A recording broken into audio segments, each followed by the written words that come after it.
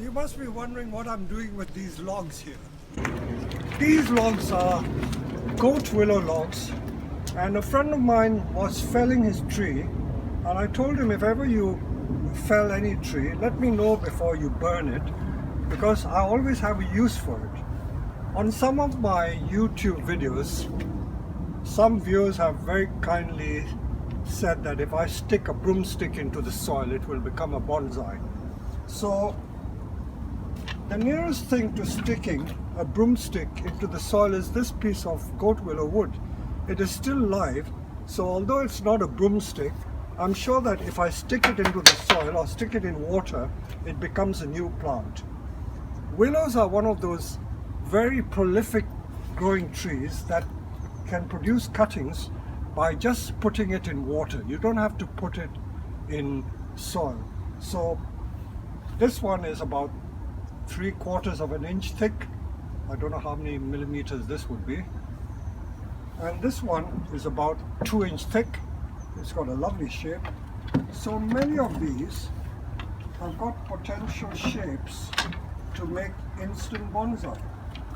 See, some of these have got a line already in there. So I will just put these in water and they will root. Now, this must be,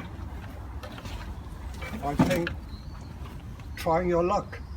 It's every bit 8 inches in diameter, but I'm sure I will get roots from it. But what I may do, rather than have such large, tall ones, I may cut them into half and put it in the water, but these pieces don't need cutting.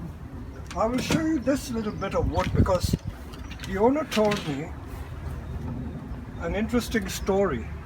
If you look at this piece of wood, he tied a washing line to the tree, and because the washing line strangled the tree, it made the swelling.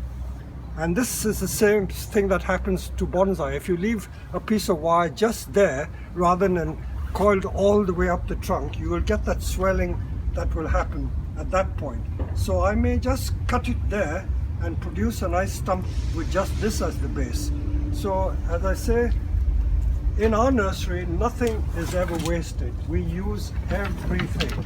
So all these pieces of wood, we will show you what we do. We will take it to our pond and we will just dump it into the pond, and we will wait a couple of months, and when it has rooted, we will dig it up again.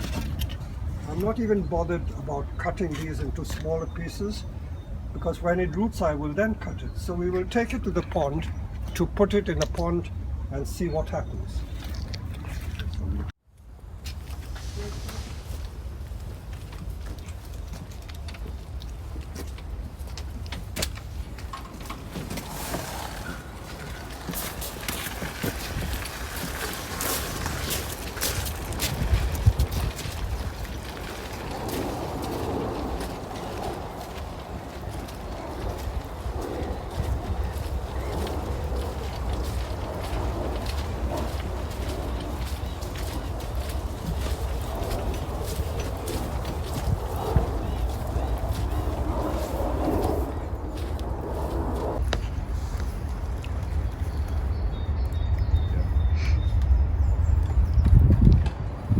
Now this is a piece of contorted willow, and I've just pulled it out of the pond. Look at the roots that have formed.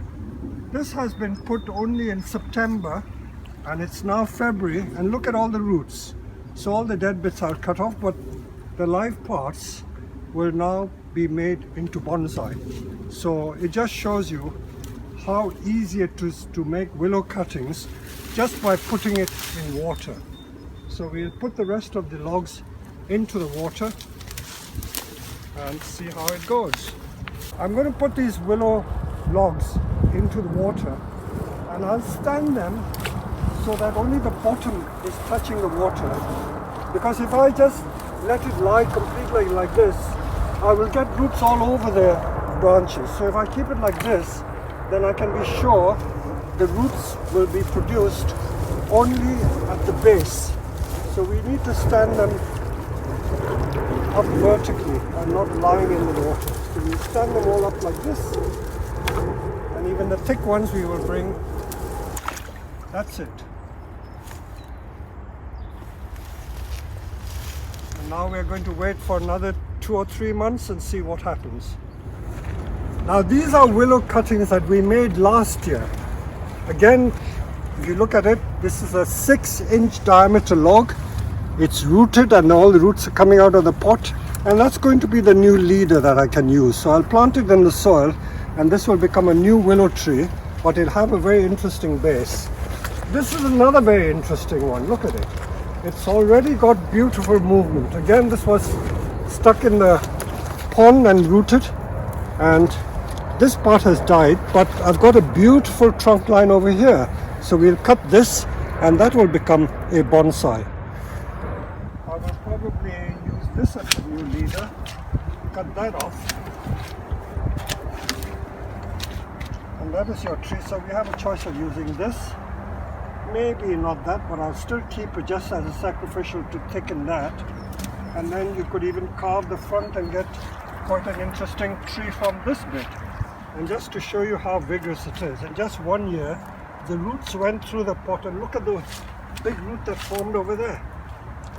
Such a lot of root. I think we will either have to plant it in a bigger flower pot. And this is another log that we put in. So that can all be carved. But this is growing, so that can be carved, and all that beautiful root. And if you wanted to, you can make more willow cuttings by inserting these in. So we've got a lot of willow material that is usable.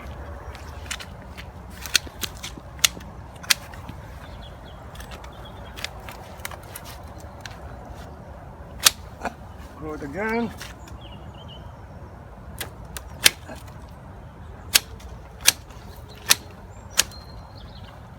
And this tree is going to be quite interesting. Look at all the roots there. And that is going to be the tree. The nice line,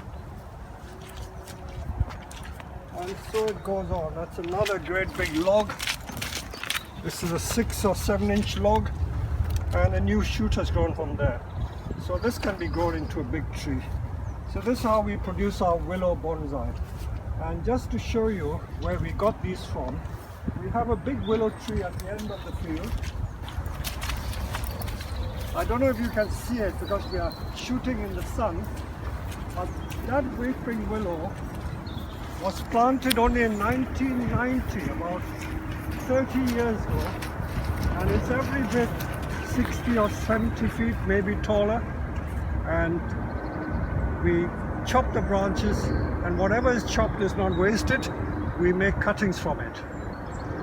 The weeping willow is just coming into leaf at the end of February.